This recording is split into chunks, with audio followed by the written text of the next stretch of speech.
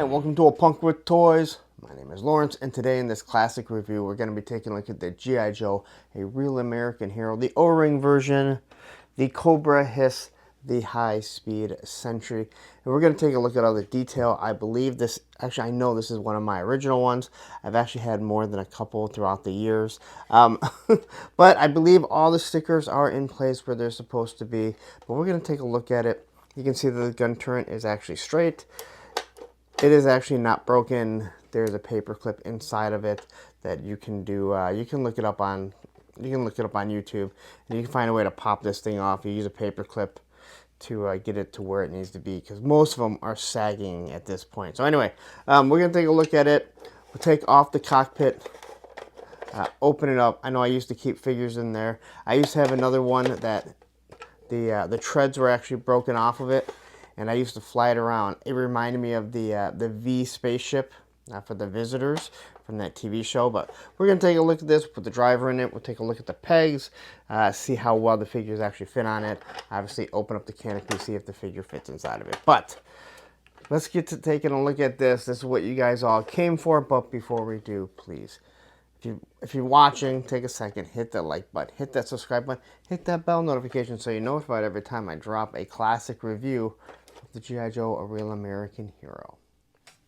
Alright, so here we have the HISS, and again, a lot of you may have already seen me when I did my review comparing this to the HasLab, but we're going to take a more detailed look at this here. So it does have all the stickers, and I do believe they're placed fairly close. We have 788. I'm still not sure if we ever figured out what 788 stood for. I've always wondered why there was a drill down here. You know what I'm talking about, the big drills to drill into mines and stuff. So anyway, taking a look at this here. I did mention, looking here, the way the turret is, I can still get it to kind of move up and down, but I had to use a paper clip. I don't remember what video it was that I watched to figure it out, but you can pop this off, you use a paper clip, and you just basically recreate clips. But there is no ratcheting system. That thing is completely blown out, so that's pretty much the best that I can do, but it's better than them just hanging down like so many of the other ones did. So looking at the side view, we have the nice Cobra symbol, we got the H.I.S.S. We get this nice looking rivets, and I love how it has this different paneling. It really does give it a nice feel. Up here, same thing. So you have these different panelings that are all just kind of connecting it to just give it a little bit of depth. Up top here, you're going to have these kind of just rivets through here, which is going to allow the canopy to open up and close. The canopy, for the most part, you don't want to take this off. It will tend to bend and warp, and you might have a hard time getting that thing back in. So if you do feel the need to swap it out, maybe you have a crappy HISS but a good canopy, heat it up, probably using some hot water. You can see this one's probably been taken off a few times. It has the stress cracks. It does have what looks to be a nice tint, but maybe that's just from wear and tear over the years. On the inside, you have your nice seat here. And then you have your gears, just a little bit of your technology, how he's going to run it. What looks like would be kind of maybe brake pedals and gas pedals there. Here's your controller for it. Now, they really can't reach up as they're O-rings. They can only do so much.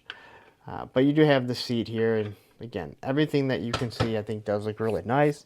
And if you are wondering, this is different than the Walmart exclusive for the modern 4-inch, as they had to... I'm just telling you this. They had to remove this back here.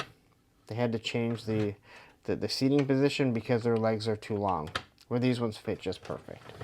All right, on the front, we have a grill and lights. I never fully realized that's exactly what that was as a kid, and it actually kind of looks like Kit from Knight Rider. Down here, I always thought it was pretty plain as you're looking at the treads, but here is where you would probably think it might be a little bit open. But it's just kind of flat, but you do have the look of treads right on that side. And again, this is all the exact same. Now looking here at the treads, I like the way they do it here. Obviously, they're not working treads, but you still have your nice rivets, your different plates, obviously some pieces so we could take it off. And then when you're looking at the 3 different wheels here, these 2 wheels are almost the exact same, and you have your mechanics that are going to be moving it. This is clearly where your, I would assume where like your motor is, or your transmission that's going to be running it.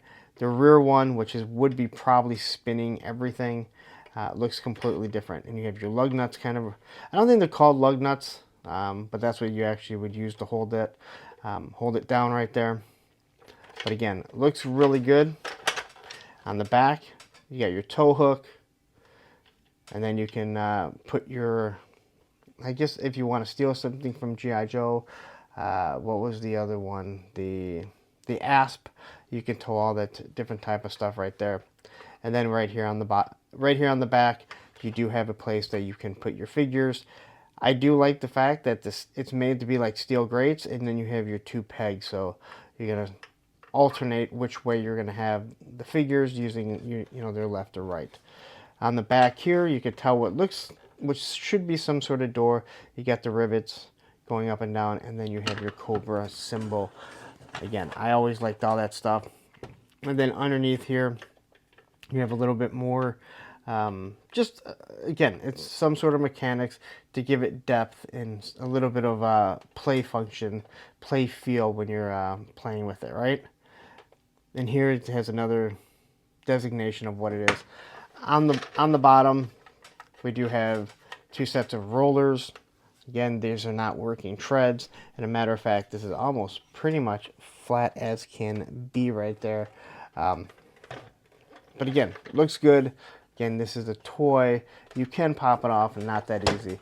Now, I know for me, I used to always love taking this off and being able to pop some figures down there. Then it was more like an armored troop carrier. The same way that the Classified made theirs, only they put a door on the back, which is a lot easier than this. All right, as for the gun turret here, I will say this, I have another one, or again, I don't remember if I sold it, but the plastic starts to, there's like a coating over this, and it starts to peel after time. So this one looks much better than that one. All right, so here we have the nice Cobra symbol. You have your nice Cobra symbol on it, and you have your, again, I guess this is your armory, your armor behind it. A little bit of electronics right up here. Here we just have a little bit more. It's just giving you a little bit of depth, and this is where I believe the hands are supposed to go. On the back here, we have a whole bunch of dials and a clusters. I actually think this may supposed to be that's supposed to go on the inside here. No, it's not. I always remember people would put it up here or down here. I'm not really sure what you are looking at because it looks more like a cluster gauge than anything.